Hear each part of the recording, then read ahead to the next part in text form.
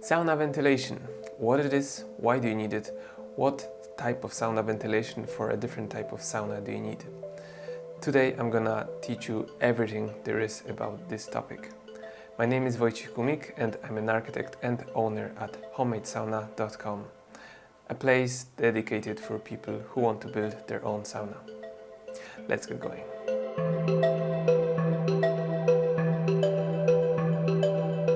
Why do you need ventilation in your sauna at all? Well, there are three main reasons why you need ventilation. Okay, so first of all, every space inhabited by people needs to have fresh air.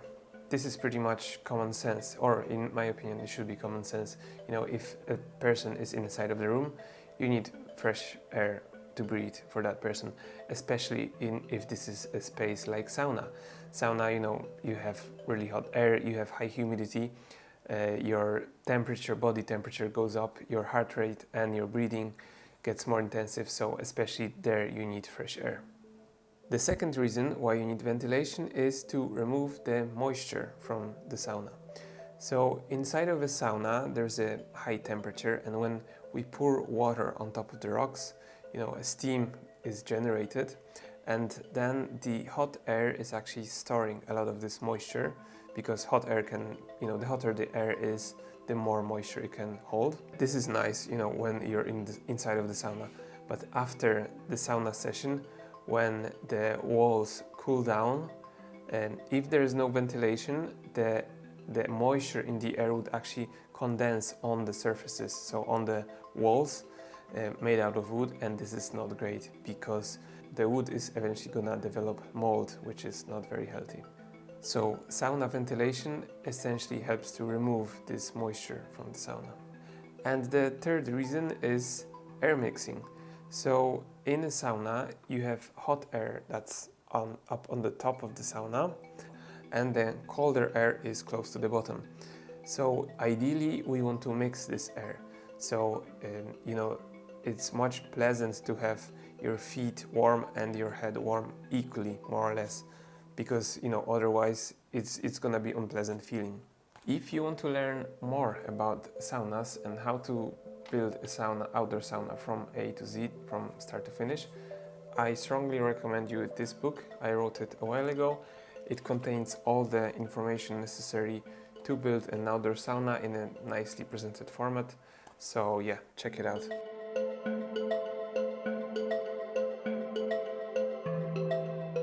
What are the two different types of ventilation?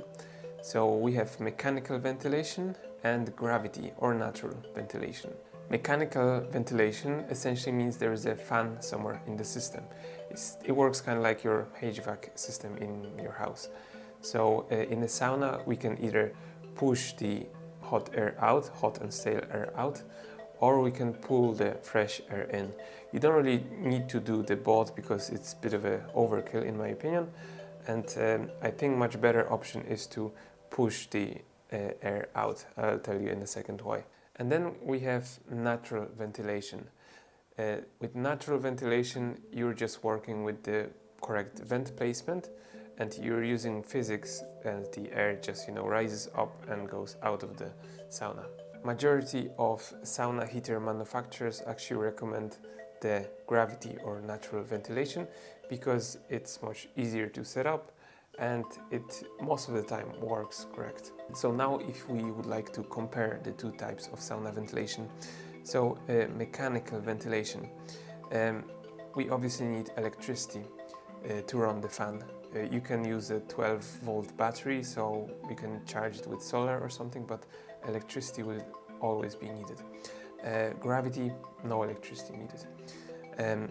Okay, so mechanical ventilation is actually more reliable than the gravity-based ventilation. It's more reliable because if you have a building that's, you know, just standing out there somewhere in your garden, if the wind blows on one side of the building of your sauna, that creates a higher pressure on this side. So if your exhaust is on the same side, this actually can prevent the air from escaping through the exhaust in case of gravity-based ventilation. So that's why if you have a fan, then you don't really need to worry about this pressure difference because the fan, just forces the air out, and that's why mechanical is actually more reliable type of ventilation. In gravity, if the air movement is not an issue, it still works, but if there's pressure on one side of the building where the exhaust happens to be, then that can cause problems and that can limit the amount of air that's gonna exit through the exhaust vent. Noise, so mechanical ventilation, it's gonna have some noise. There are really quiet fans that are around 35 decibels and they're barely hearable, but there's always gonna be some noise. And with gravity ventilation, there's no noise because air just moves very quietly. Air mixing. So with mechanical type of ventilation, it's actually possible to mix the air. So on the top you have hot, on the bottom you have colder air, and you can use the fan and the location of the vents to help mix the air. With gravity-based ventilation, it's actually not really possible to mix the air because we need the temperature difference to extract the air out.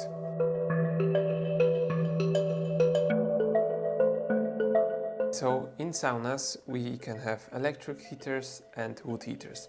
There are also gas-powered heaters, but we're not going to cover that today because they account for a tiny percentage of overall sauna heaters.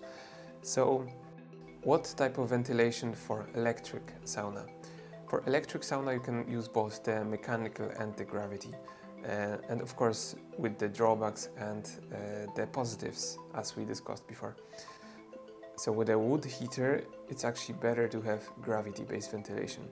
This is because fire needs air to breathe. So if you're introducing a fan into the sauna, this can cause negative pressure inside of the sauna room, and that can poorly influence the actual fire in your sauna heater. So the fire should have a free kind of unobstructed access to the air, because it needs to freely kind of move up the chimney and extract the air out. Wood sauna heater works a little bit actually like the mechanical ventilation. So every fire needs air to breathe, and with the chimney effect, so when you have the flames pushing the smoke out, that's actually this movement is causing the air to want to go into the sauna. So all we need to do is create an opening somewhere near the heater, and that will draw the air into the sauna, and it'll hopefully mix with the air inside as well, and it'll be used by the heater and extracted out through the chimney. So with both types of sauna heaters, with the electric and wood heater, and with both types of ventilation with gravity and mechanical, you always should place an exhaust vent near the ceiling.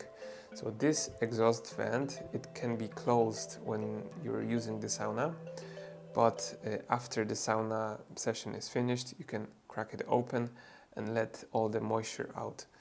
I'll always recommend to install this sauna vent so that basically the moisture does not build up after the sauna session. You can just crack the door open and open the vent, exhaust vent, and then the natural ventilation will happen there, and it's much better for the longevity of the timber inside of the sauna. Let's talk now about internal saunas. If your sauna is inside of your house in a bathroom, usually, so the same rules still apply. You still need to ventilate it. There's just few small things. So first of all, I strongly recommend ventilating into the same room. So if your sauna is in the bathroom, the intake should be in the bathroom and the exhaust should be also in the bathroom. This is because if your exhaust is, for example, on the outside wall, so you're exhausting the air out from your house, this can cause a pressure difference between the inside and outside, and it's gonna prevent the ventilation from working correctly.